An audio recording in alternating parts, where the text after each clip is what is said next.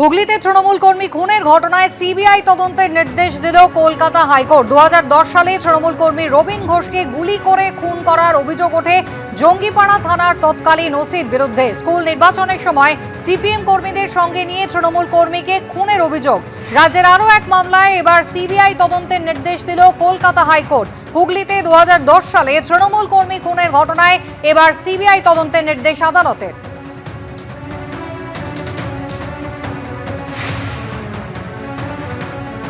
সৌভিক মজুমদার আমাদের প্রতিনিধি রয়েছেন টেলিফোন লাইনে। সৌভিকের আগে আমরা দেখেছি একাধিক ঘটনায় সিবিআই তদন্তের নির্দেশ দিয়েছে আদালত। কোর্ট মনিটর সিবিআই তদন্ত চলছে, সেখানে নতুন করে তালিকায় আরো একটি ঘটনা যোগ হলো। ঠিক কি নির্দেশ আদালতের?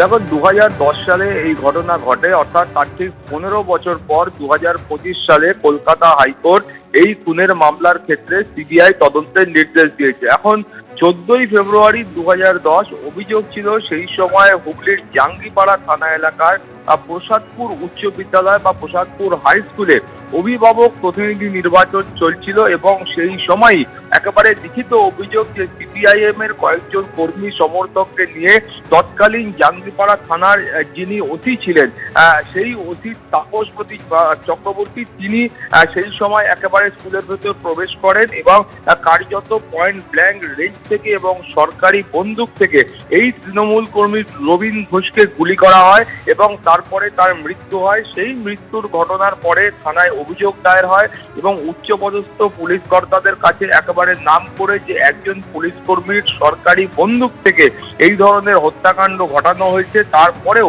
অভিযোগ হলো যে সেই ক্ষেত্রে কোনো রকম পদক্ষেপ এখনো পর্যন্ত বা কোনো ধরনের সন্তোষজনক পদক্ষেপ এখনো পর্যন্ত নেওয়া হয়নি এবং এক্ষেত্রে সিআইডি এই মামলার ইনভেস্টিগেশন করছে।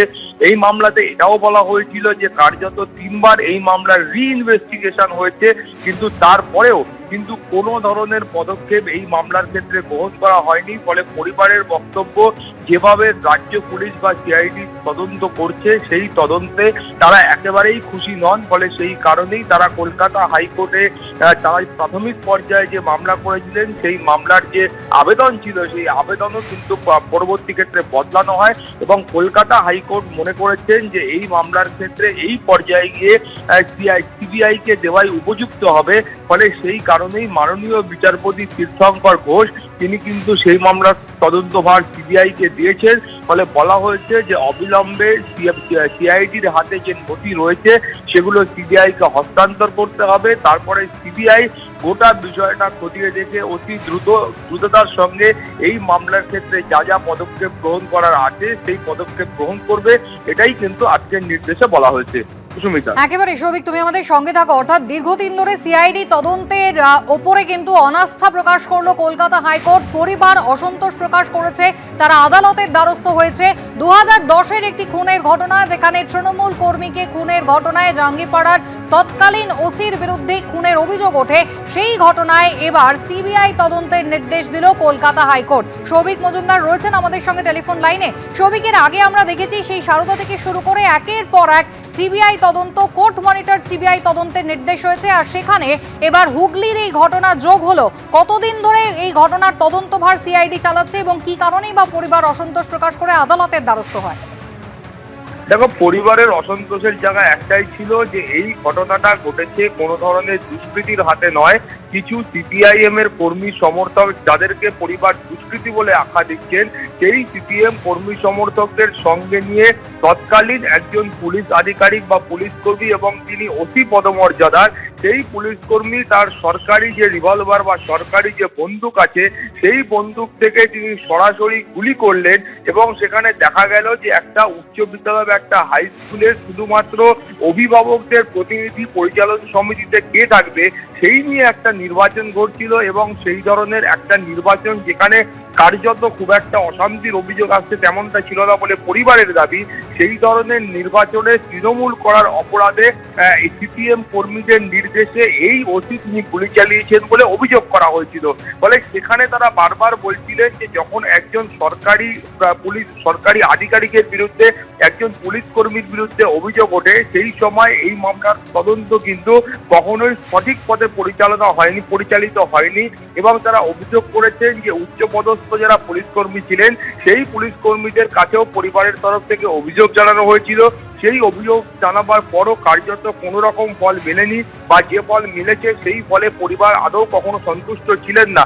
তাদের অভিযোগ ছিল যে এই পুলিশ কর্মী অর্থাৎ যিনি ওসি ছিলেন সেই ওসিকে কিন্তু বারবার আড়াল করার চেষ্টা করা হয়েছে, এবং তার যারা উচ্চপদস্থ আধিকারিক ছিলেন অর্থাৎ এই পুলিশ কর্মীর যারা উচ্চপদস্থ আধিকারিক ছিলেন সেই উচ্চপদস্থ আধিকারিকরাই কিন্তু এই তৎকালীন জাঙ্গিপাড়া থানার ওসি তাপসপতি চক্রবর্তীকে আড়াল করার জন্য একেবারে শুরু থেকে চেষ্টা করে গিয়েছেন বলে অভিযোগ করা হচ্ছে।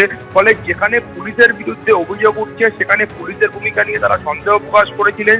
আইনজীবীদের বক্তব্য হচ্ছে যে এই ঘটনায় তিনবার পুনরায় তদন্তের নির্দেশ দেওয়া হয়েছে বা রিইনভেস্টিগেশন হয়েছে, কিন্তু সেই রিইনভেস্টিগেশনের পরেও সেখান থেকে যে ফল বেরিয়েছে বা সেই তদন্তের যা ফল বেরিয়েছে সেই ফলের ক্ষেত্রে কখনোই পরিবার সন্তুষ্ট হতে পারেননি।